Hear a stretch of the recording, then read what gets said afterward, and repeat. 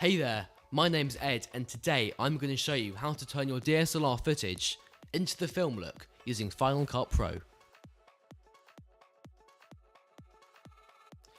So the first thing that you do is you drag your video clip from the library's window into your project.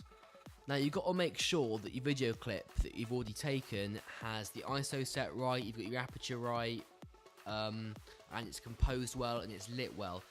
If none of that's the case, if you don't know what you're doing, check out the description below. There'll be a link to another video that I made on how to set all that up on your camera when you're shooting. So the first thing that you do in Final Cut Pro to get the film look is change the aspect ratio. And the best way to do this is to take 132 pixels off the top and bottom. That's crop your video by 132 pixels off the top and bottom. And what that does, in its simplest form, is make your video widescreen. It's as simple as that, and you've got a widescreen video in Final Cut Pro. Widescreen looks more cinematic, which is why we do that in general than just normal video, because that's what's normally used in cinema releases, in big Hollywood films. It's all widescreen. Then we go to the effects tab and we grab color correction and we pull that on.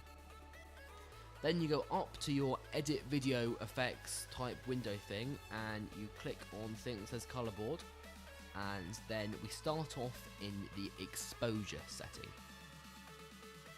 Now the key thing with exposure is that you want to make the shadows darker and the highlights lighter. That's how, for most of your color correction, that's how you're going to want it.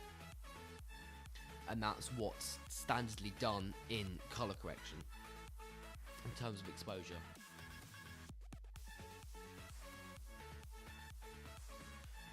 Then you go over to the color window, and as a guide to start off with, for most color correction, you're going to want to make your shadows slightly bluer, sort of a darker greyish kind of blue.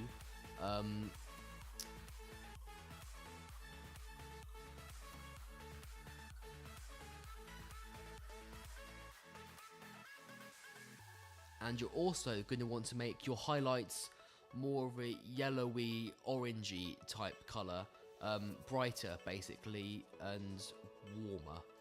So you've made your shadows colder and your highlights warmer, which brings out your highlights more and potentially your subject.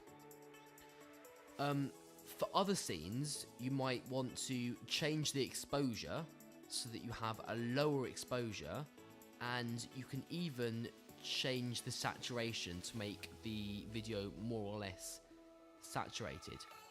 For nighttime scenes, what I like to do is lower the saturation of both the shadows and the highlights and take the master to a dark blue. I also think this gives a more rounded cinematic look. This is what the final clip looks like.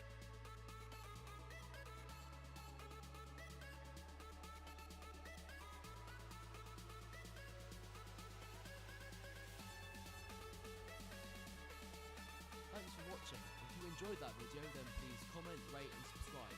And if you want to see more, click on the video linked above.